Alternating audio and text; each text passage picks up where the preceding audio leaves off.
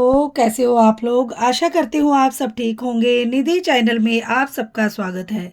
आज हम पुरुषोत्तम मास, अधिक मास या मल मास या लोंद का महीना भी जिसे कहा जाता है और दान पुण्य करने का अति उत्तम महत्व बताया गया है। और पुरुषोत्तम मास के आज हम छठे अध्याय का पाठ करेंगे और कथा को पूरा सुने, बीच में बिल्कुल ना छोड़ें। और कथा सुनने का बहुत ज़्यादा महत्व है और दान पुण्य जितनी श्रद्धा हो और अपने सामर्थ्य के अनुसार खाने पीने की वस्तु का दान हमेशा करना चाहिए।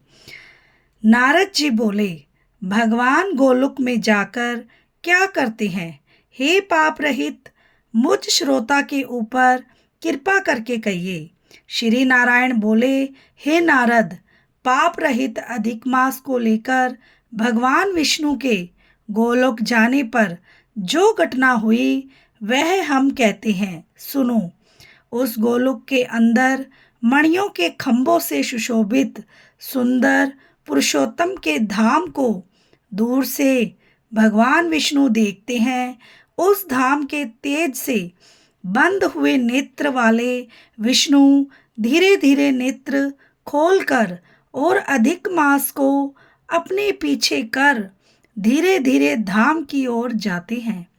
अधिक मास के साथ भगवान के मंदिर के पास जाकर विष्णु अत्यंत प्रसन्न हुए और उठकर खड़े हुए द्वारपालों से अभिनंदित भगवान विष्णु पुरुषोत्तम भगवान की शोभा से आनंदित होकर धीरे धीरे मंदिर में गए और भीतर जाकर शीघ्र ही श्री पुरुषोत्तम कृष्ण को नमस्कार करते हैं। गोपियों के मंडल के मध्य में रत्नमय सिंहासन पर बैठे हुए श्री कृष्ण को नमस्कार कर पास में खड़े होकर विष्णु जी बोले, गुणों से अतीत गोविंद, अद्वितीय, अविनाशी, सूक्ष्म, विकार रहित, विग्रहवान, गोपों के वेश के विधायक, छोटी अवस्था वाले, शांत स्वरूप, गोपियों के पति, बड़े सुंदर, नूतन मेघ के समान श्याम, करोड़ों कामदेव के समान सुंदर, वृंदावन के अंदर रास मंडल में बैठने वाले, पीत रंग के पीतांबर से शोभित, सौम्य भोहों के चढ़ाने पर मस्तक में 3 रेखा पड़ने से सुंदर आकृति वाले, रासलीला के स्वामी, रासलीला में रहने वाले, रासलीला करने में सदा उत्सुक, 2 भुजा वाले, मुरलीधर, पीत वस्त्रधारी, अच्युत, ऐसे भगवान की मैं वंदना करता हूँ। इस प्रकार स्तुति करके भगवान श्री कृष्ण को नमस्कार कर पार्षदों द्वारा सत्कृत विष्णु रतन सिंहासन पर कृष्ण की ओर आज्ञा से बैठे। श्री नारायण बोले, यह विष्णु का किया हुआ स्तोत्र प्रातःकाल उठकर जो पढ़ता है उसके समस्त पाप नाश हो जाते हैं और अनिष्ट स्वप्न भी अच्छे फल को देते हैं और पुत्र पौत्र आदि को बढ़ाने वाली भक्ति श्री गोविंद में होती है। आकृति का नाश होकर सत्कृति की वृद्धि होती है। भगवान विष्णु बैठ गए और कृष्ण के आगे कांपते हुए अधिमास को कृष्ण के चरण कमलों में नमन कराते हैं। तब श्री कृष्ण ने विष्णु जी से पूछा कि यह कौन है, कहाँ से यहाँ आया है, क्यों रोता है? इस गोलोक में तो कोई भी दुखभागी होता नहीं है। इस गोलोक में रहने वाले तो सर्वदा आनंद में मगन रहते हैं।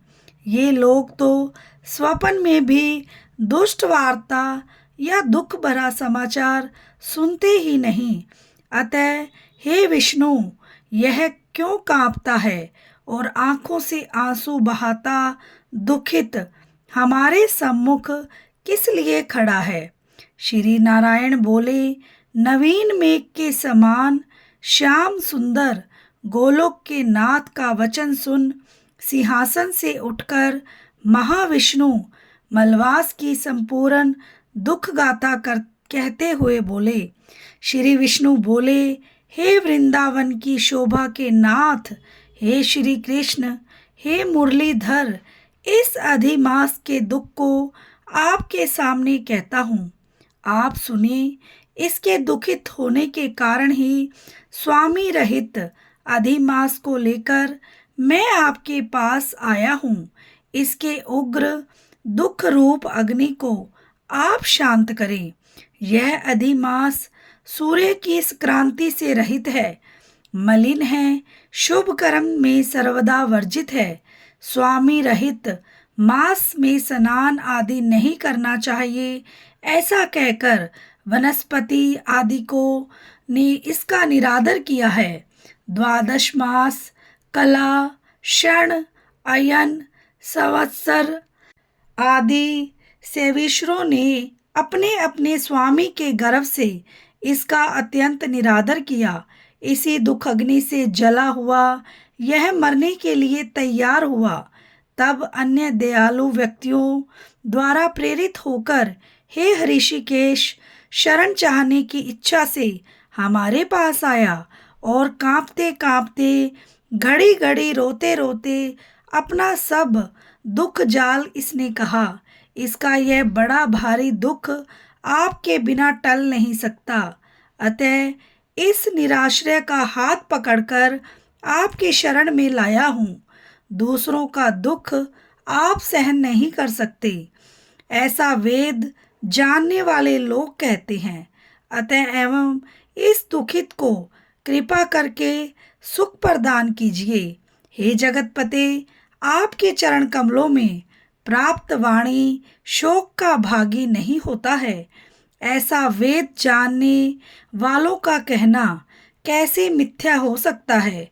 मेरे ऊपर कृपा करके भी इसका दुख दूर करना आपका कर्तव्य है, क्योंकि सब काम छोड़कर इसको लेकर मैं आया हूँ। मेरा आना सफल कीजिए। बारंबार स्वामी के सामने कभी भी कोई विषय न कहना चाहिए।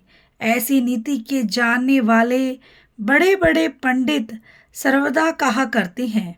इस प्रकार अधिक मास का सब दुख भगवान श्री कृष्ण से कहकर हरि कृष्ण के मुख कमल की ओर देखते हुए कृष्ण के पास ही हाथ जोड़कर खड़े हो गए। ऋषि लोग बोले, हे सूत जी, आप दाताओं में श्रेष्ठ हैं। आपकी दीर्घायु हो, जिससे हम लोग आपके मुख से भगवान की लीला के कथा रूप अमृत का पान करते रहें। हे सूत, गोलोकवासी भगवान कृष्ण ने विष्णु के प्रति फिर क्या कहा और क्या किया इत्यादि लोकोपकार विष्णु कृष्ण का संवाद सब आप हम लोगों से कहिए। परम भगवत भक्त नारद ने नारायण जी से क्या पूछा? हे सूत, इसको आप इस समय हम लोगों से कहिए। नारद के प्रति कहा हुआ भगवान का वचन तपस्वियों के लिए परम औषध है। इति श्री बृहनारदे पुरुषोत्तम मास समापने, छठा अध्याय समाप्त। और कथा के अंत में हमें कीर्तन अवश्य करना चाहिए, और आप भी मेरे साथ साथ कीर्तन कीजिए और आनंद लीजिए। गोविंद मेरो है, गोपाल मेरो है, गोविंद मेरो है, गोपाल मेरो है। श्री बांके बिहारी, श्री मुरली मनोहर, घन श्याम मेरो है। गोविंद मेरो है, गोपाल मेरो है, गोविंद मेरो है, गोपाल मेरो है, श्री यशोदा गो प्यारो नंद लाल मेरो है। गोविंद मेरो है, गोपाल मेरो है, श्री मुरली मनोहर घन श्याम मेरो है। गोविंद मेरो है, गोपाल मेरो है, गोविंद मेरो है, गोपाल मेरो है, श्री मुरली मनोहर घन श्याम मेरो है। गोविंद मेरो है, गोपाल मेरो है, गोविंद मेरो है, गोपाल मेरो है, श्री यशोदा गो प्यारो नंदलाल मेरो है, श्री मुरली मनोहर घन श्याम मेरो है। गोविंद मेरो है, गोपाल मेरो है। बोलो श्री कृष्ण भगवान की जय हो, पुरुषोत्तम मास की जय हो। वीडियो को लाइक, चैनल को सब्सक्राइब करना ना भूलें और बेल आइकन को ज़रूर प्रेस करें ताकि मेरी वीडियो की नोटिफिकेशन सबसे पहले आपके पास पहुंच जाए, क्योंकि आपके लाइक सब्सक्राइब से बहुत ज़्यादा हिम्मत मिलती है। और अगर आपको मेरी वीडियो अच्छी लगती है तो आप शेयर करें ताकि और भी लोगों तक मेरी वीडियो पहुंच सके। मिलते हैं नेक्स्ट अध्याय के साथ। राधे राधे।